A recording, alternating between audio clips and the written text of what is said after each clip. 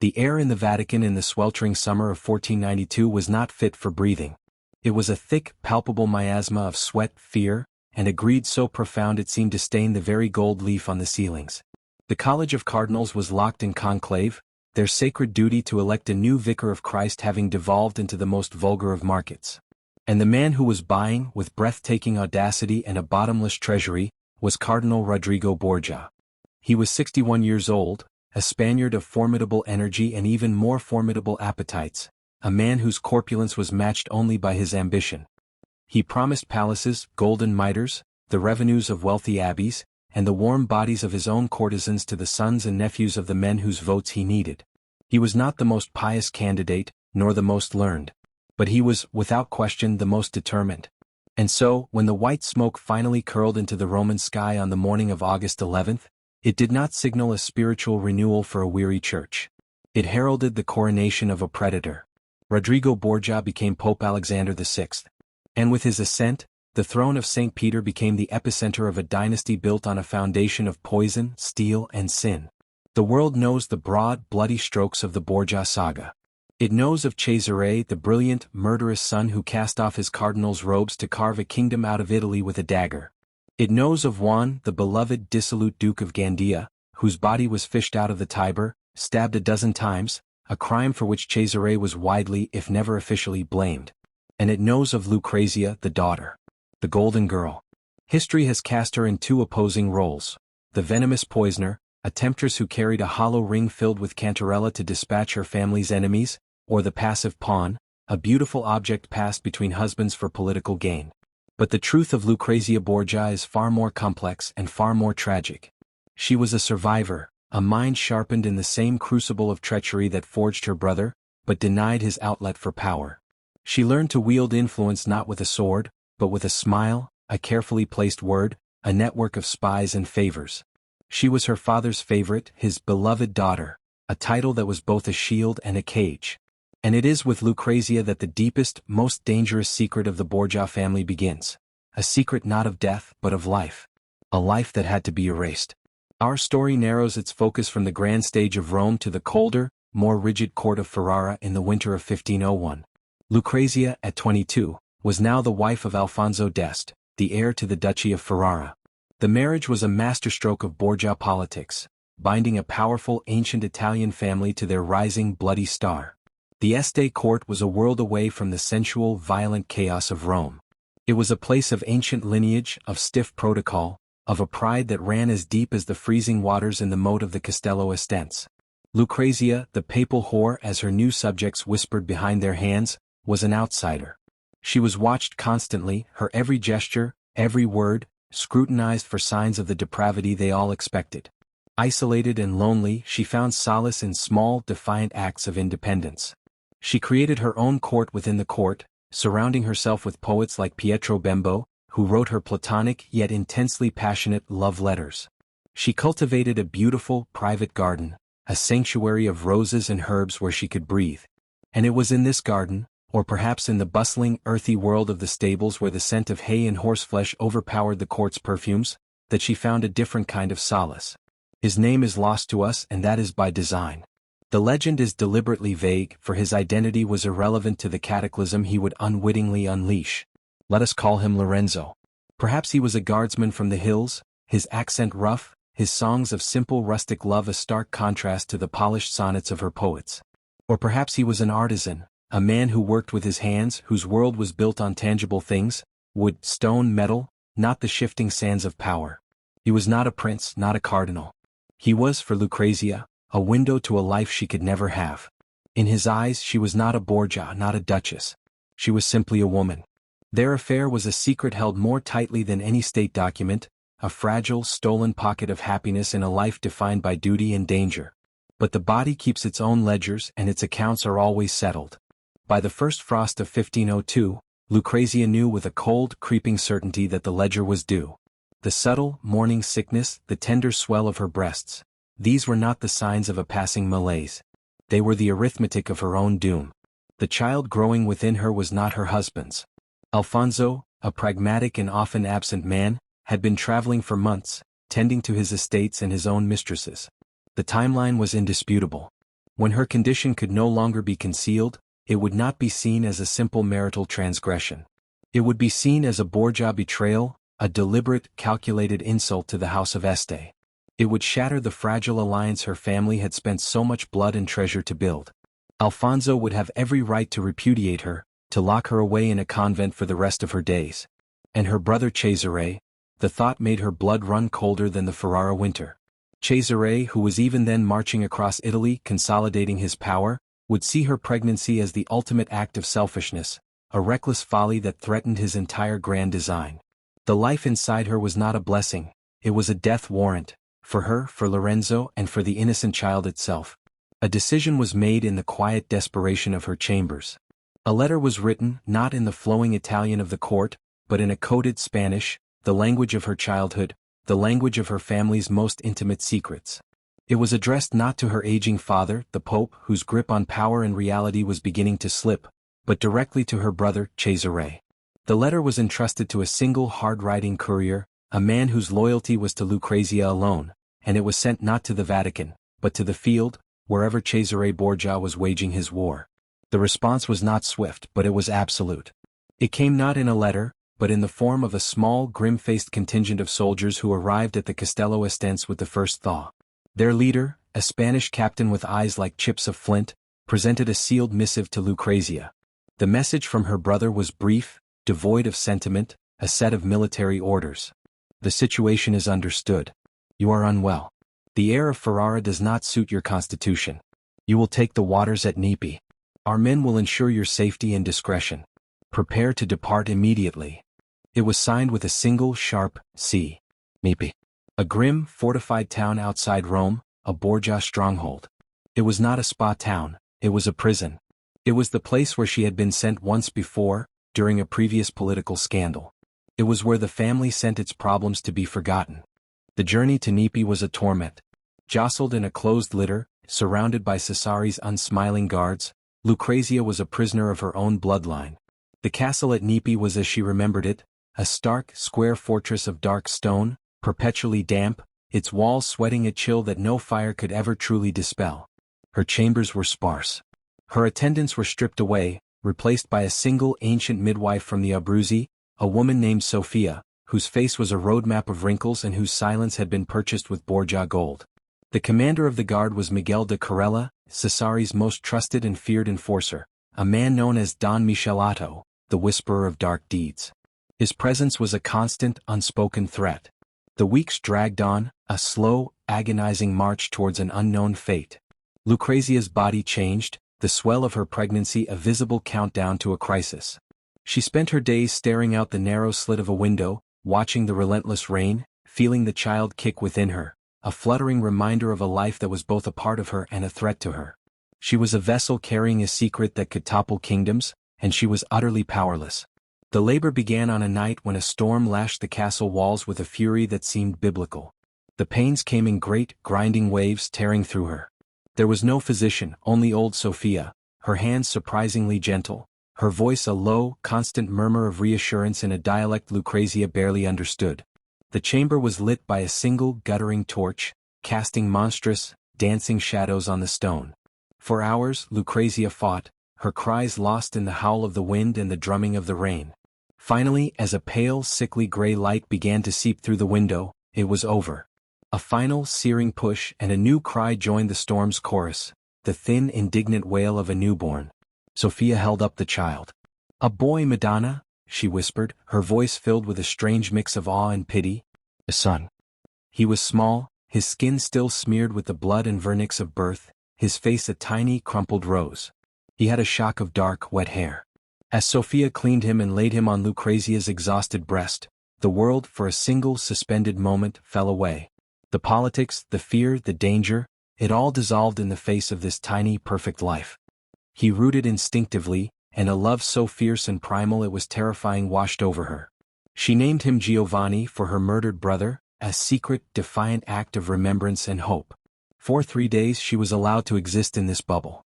She nursed him, she sang to him, she memorized the curve of his ear, the shape of his fingernails, the way his tiny hand would curl around her finger with a strength that astonished her. They were the 3 most precious and most agonizing days of her life, for every moment of joy was poisoned by the knowledge that it was borrowed time. On the morning of the fourth day the bubble burst. The door to her chamber opened without a knock. Don Michelotto stood there, his expression as impassive as the stone walls. He did not look at Lucrezia. His eyes were fixed on Sophia. He held out his arms, which were wrapped in a rough, gray woolen blanket. "It is time," he said, his voice flat. Sophia's shoulders slumped. She moved to the cradle where the infant Giovanni slept. "No," Lucrezia whispered, the word a dry rasp. Then, as Sophia lifted her son, she found her voice. "No. You cannot. He is my son." She tried to rise from the bed, but her body, weak from the birth, betrayed her. She stumbled, clutching the bedpost. "I command you. Leave him." Michelotto ignored her as if she were a barking dog. He took the swaddled bundle from Sophia's arms. The infant, disturbed from his sleep, began to mewl. That sound broke Lucrezia. A scream tore from her, a raw, guttural sound of pure maternal agony that seemed to shake the very foundations of the castle. She lunged forward, collapsing at Michelotto's feet, her hands clutching at his boots. "Please? I beg you. I will do anything. Cesare will listen to me. I am his sister." Michelotto looked down at her, his face a mask of cold duty. "The orders are from your brother, Madonna. For the good of the family." He stepped over her as if she were a piece of furniture and walked out of the chamber. The heavy oak door swung shut with a final resonant boom that echoed like a tomb ceiling. Lucrezia lay on the cold stone floor, sobbing, the sound of her son's fading cries still ringing in her ears. The void he left behind was a physical pain, a hollowing out of her very soul. Sophia helped her back to bed, her own tears falling silently. Later that day, a draught of strong wine laced with a sedative was brought. Lucrezia drank it, desperate for the oblivion it promised. When she awoke, the world had been sanitized. The cradle was gone. The linens were changed. The only evidence of Giovanni's existence was the dull, persistent ache in her breasts and a deeper, more permanent one in her heart. A story was presented to her, the story she was to tell the world.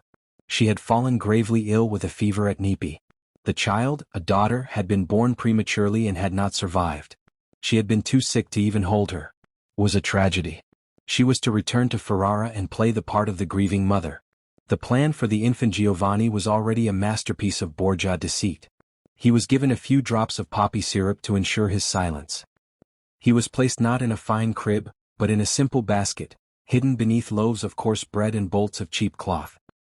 He was taken from Nepi not by a royal procession, but on the back of a common cart, escorted by two of Michelotto's most discreet men, disguised as merchants. Their journey took them to the port of Ostia, where a swift, unremarkable cog was waiting, its sails ready to catch the wind for Spain. The Borgias were, at their core, Spaniards, and it was to the remote, austere monasteries of their homeland that they consigned their most dangerous secrets. The child was delivered to the abbot of the monastery of San Miguel de los Reyes, just outside Valencia. The abbot, a distant cousin of the Borgia clan, asked no questions. He saw the Borgia seal, he heard the instructions, and he obeyed. The infant was recorded in the monastery's ledger not as Giovanni Borgia, but as Giovanni, orphan of Rome, a charity of the Holy See. His origins were a blank slate. He was given to the wet nurse of a nearby village woman, and when he was weaned, he was brought back to the monastery to be raised as an oblate, a child dedicated to the church. He grew up within the monastery's high, whitewashed walls. His world was defined by the rhythmic chanting of the divine office, the scent of beeswax and incense, the rough texture of his woolen habit. He learned his letters by copying psalms, his geography from pilgrims' tales, his place in the world from the rule of Saint Benedict. He was taught humility, obedience, and chastity. He knew nothing of the tiara his grandfather had worn, of the poisoned rings his uncle was said to possess, of the beautiful tragic woman in a far-off Italian court whose heart had never healed. He was a simple novice, then a brother, his life a serene, unbroken line of prayer and contemplation. He took his final vows, renouncing the world he had never known, and became Fra Giovanni. Back in Italy the official story held. Lucrezia returned to Ferrara, her face pale but composed. She received the condolences of the court for her stillborn daughter, with a dignity that impressed even her skeptical husband. She threw herself into the work of being the Duchess of Ferrara, proving herself to be a capable, intelligent, and surprisingly compassionate ruler. She patronized the arts, founded schools, and administered justice with a fair hand. She would eventually bear Alfonso several children, securing the Este lineage. She became, against all odds, loved and respected by her people. But those closest to her, her secretary, a few trusted ladies, saw the cracks in the marble facade. They saw her sometimes on the anniversary of that day in Nipi, staring into the fire, her eyes distant and filled with a bottomless sorrow. They noted that she kept a small, exquisitely carved wooden lion, a toy fit for an infant, locked in a chest of her most private belongings. She never, ever spoke of Nipi again. The legend, however, does not end with a lonely monk chanting his life away in a Spanish monastery. Life, like nature, abhors a vacuum, and secrets have a way of seating themselves in the most unexpected places. Fra Giovanni, the humble monk, was still a Borgia. The blood that ran in his veins carried traits that could not be entirely suppressed by prayer: a sharp intellect, a latent ambition, a restlessness. Perhaps he found the monastery's archives and, with his skill in letters, was tasked with organizing them. Perhaps he discovered a fragment of a letter written in that same coded Spanish, tucked into a forgotten psalter. Perhaps the aging abbot, on his own deathbed, burdened by a lifetime of silence, whispered a cryptic clue to his most devoted scribe: "Your mother, the Rose of Rome." We can never know the precise trigger. But the legend whispers that Giovanni, in his 30s or 40s, did not die within the walls of San Miguel de los Reyes. That a fire, perhaps a convenient one, destroyed a portion of the monastery's records. That a monk matching his description was recorded as having perished in that fire. But that, in truth, he used the chaos to walk away, a ghost exiting a tomb. He would have shed his habit, taken a new name, perhaps Juan de Borja, a common enough name in Valencia, and vanished into the world. He might have become a soldier, his innate strategic mind, a birthright from his uncle Cesare, serving him well in the armies of Charles V. He might have become a merchant, the Borgia knack for finance and negotiation carrying him to wealth in the New World. He might have entered the service of the Spanish crown as a minor functionary, his education and discretion leading him to a position of quiet influence. Whatever his path, he would have married. He would have had children. His bloodline, the direct, male line descent from Pope Alexander VI through his daughter Lucrezia, would have continued, completely unaware of its own explosive origin. The official Borgia line, through Lucrezia's legitimate Este children, continued in the noble houses of Italy. But this other line, the hidden line, flowed secretly into the bloodstream of Spain. Generation after generation, the secret was buried, diluted by new blood, lost to history. A merchant in Seville in the 17th century, a lawyer in Madrid in the 18th, a doctor in Barcelona in the 19th, all going about their lives, their names and identities changing with the times, utterly unaware that the portrait of a Renaissance pope in a history book was, in fact, their own ancestor. Now imagine a man in the present day. Let us call him Alejandro. A historian, perhaps, or a genealogist, or simply a man curious about his roots. Sitting at a computer in a quiet study, the glow of the screen illuminating his face. He has submitted his DNA to one of those services that promise to unlock your past. The results come back, a complex map of percentages and regions. But there is an anomaly.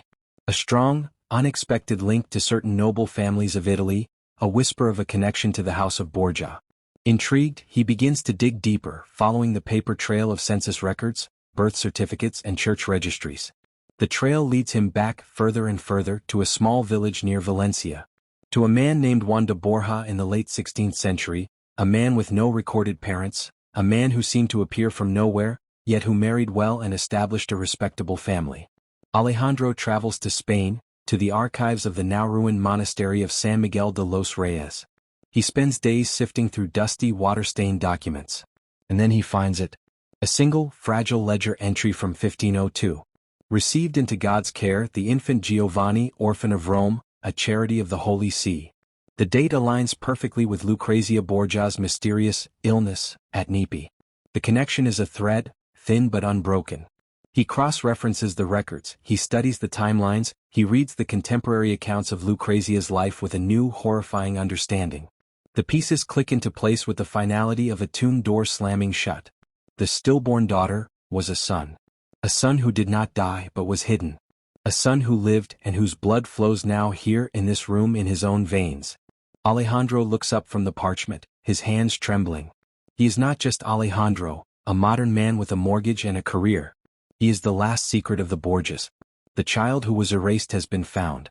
The silence of 5 centuries has been broken. And the echo of Lucrezia's long-ago scream, a sound of loss that once echoed through a stone castle, is finally answered.